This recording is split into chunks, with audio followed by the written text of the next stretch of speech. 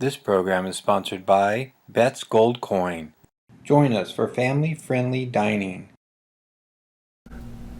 Hello there. My name is Bob Borchard, coming to you from Old Town Mariposa in the historic Mariposa Hotel.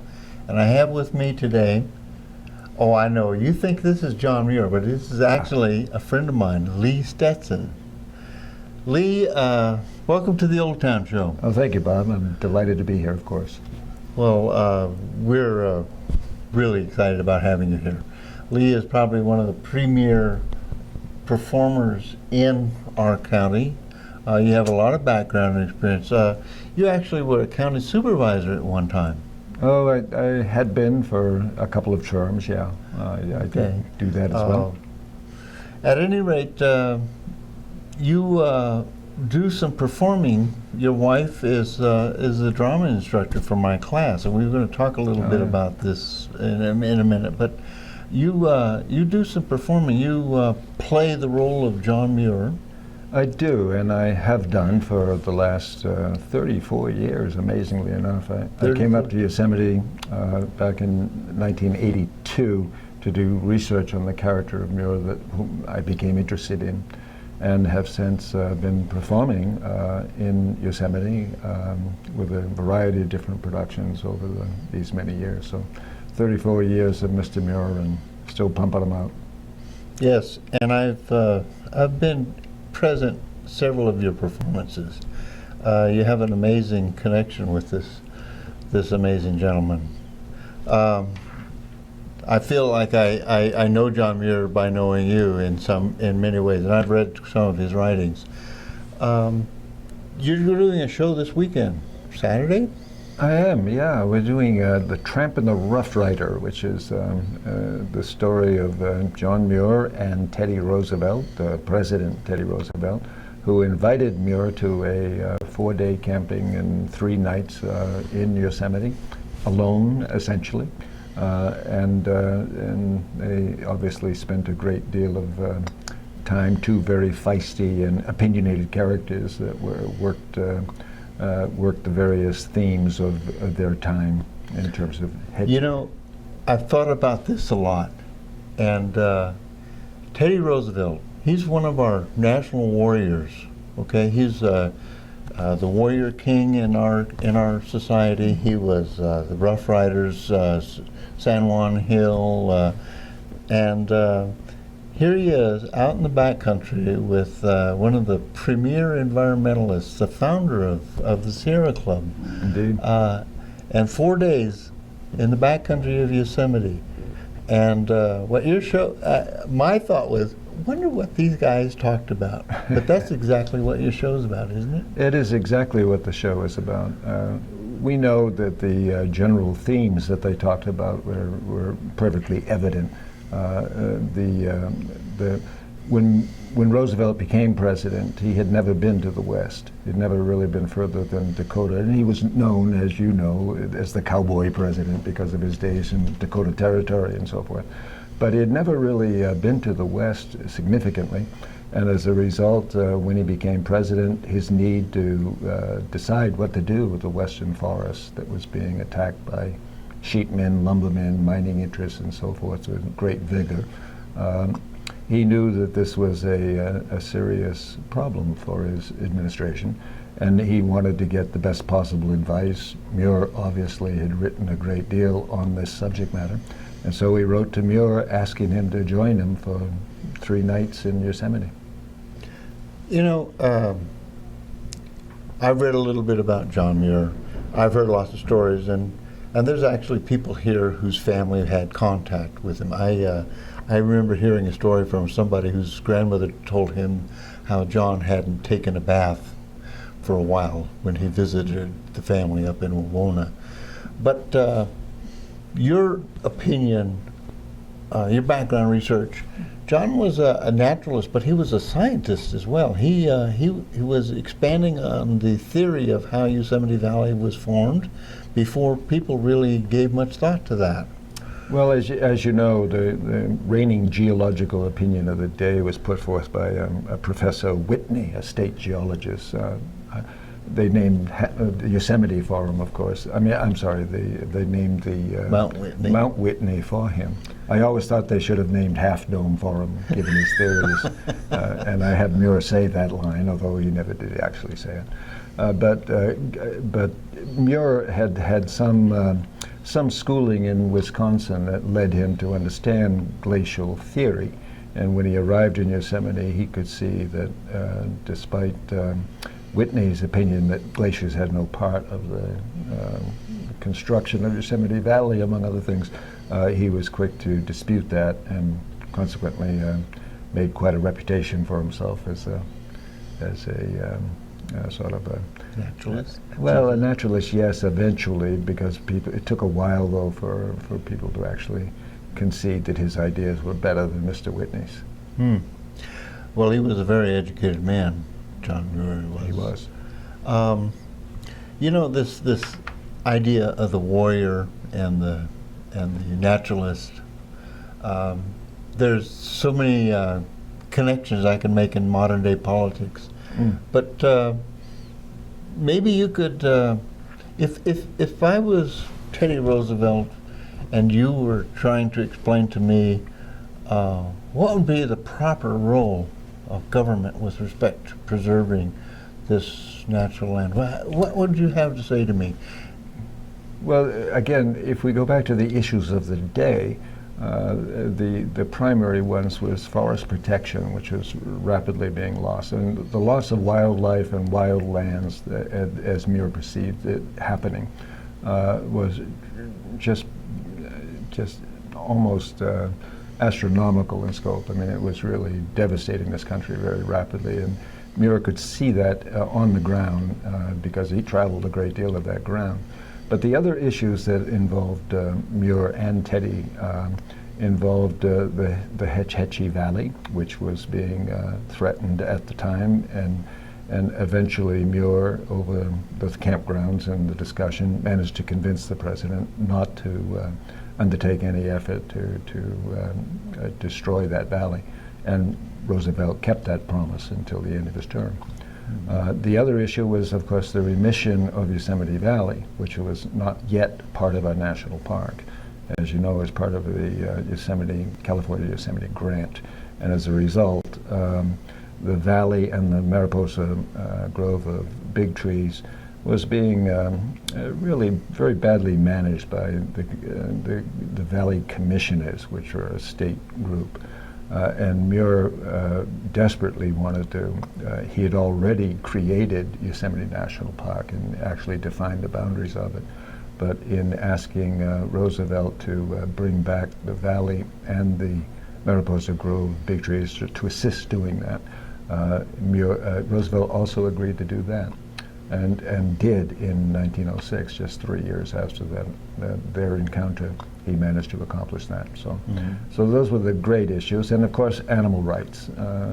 Muir was a defender of animals, and of course, Roosevelt, as we know, was a well. He had hunter. different uses for animals.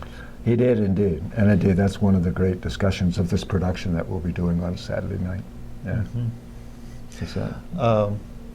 You know, just for the benefit of the folks that are watching this, I have to ask you to do me a big favor. What's that? Would you answer my question in John Muir style? Oh, well, I could give it a shot. Well, what about those animal rights? Well, if I was speaking as John Muir, and I shall now do so, I'll comment on Mr. Roosevelt in general. Now, Roosevelt was a good, strong, bold, good man. He had, as they say, seen the elephant, and nobody could fool or bulldoze him.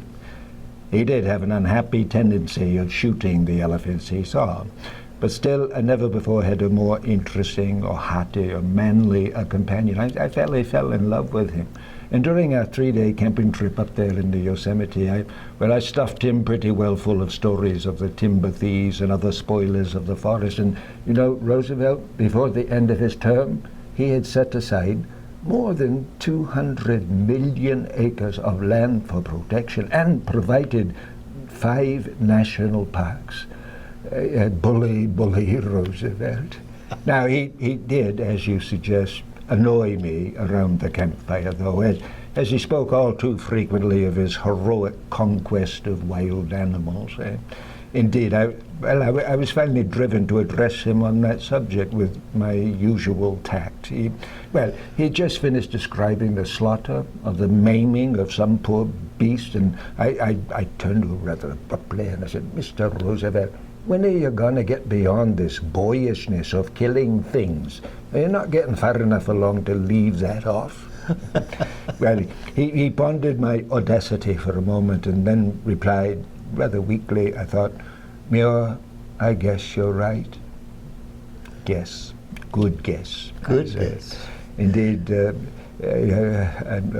read long afterwards of him off torturing some poor crocodile in Africa somewhere. When will godlike human beings become truly humane and learn to put their animal mortals in their hearts instead of on their backs or in their dinners or on their walls? If a war of races were to break out between Lord Man and the wild beasts, well, I'd be tempted to sympathize with the bears. You know, we could have a conversation about that between you and I, but I don't hunt too much anymore, and when I do hunt, it's for meat. I like wild game meat. But anyway, And Mr. Muir would say to that, wheat and apples grow, and the shops are full of dead cows. and the shops are full of dead cows. Yeah. And my response to that is, how do you think those cows got dead? But that's another story. But, you know, the other side of this is that this conflict, if it were, this conversation, is going to be taking place this coming Saturday evening? Yes, this Saturday evening at the Auditorium at the Mariposa High School, 7 o'clock. It's an hour-and-a-half production with an intermission. Come. It's family friendly. It's air-conditioned, which will be a great boon to some.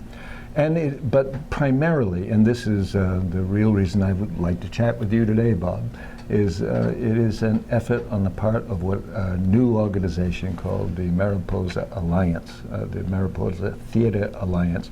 The newest program attached to the Mariposa Arts Council is promoting, and we hope to get a lot of people there to help support these efforts to create more productions here in Mariposa.